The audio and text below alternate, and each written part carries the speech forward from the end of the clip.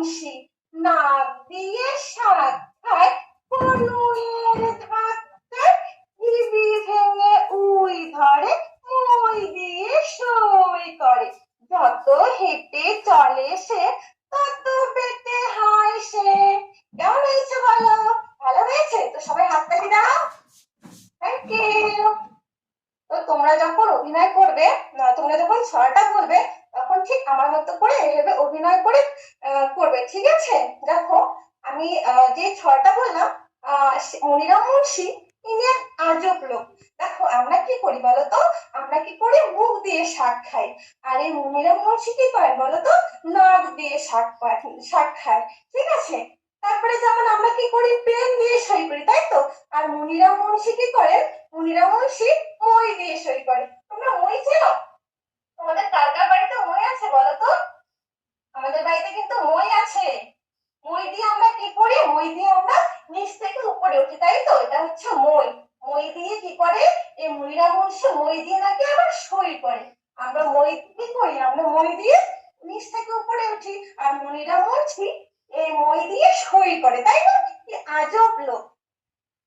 তো ঠিক আছে, তোমরা দুজন গিয়ে এখন বসতে পারো, ঠিক আছে? আর তোমাদের মধ্যে কার কি করতে ভালো লাগে একটু বলো।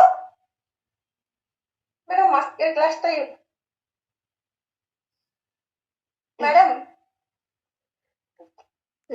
বুঝতে পারছি তাপসী, কোথায় সমস্যা হচ্ছিল। আপনিও বুঝতে পারছেন, একেবারে নতুন, এটার জন্যই এই বিষয়টা হয়েছে। এটাকেই কাটাতে হবে, প্র্যাকটিস করতে হবে।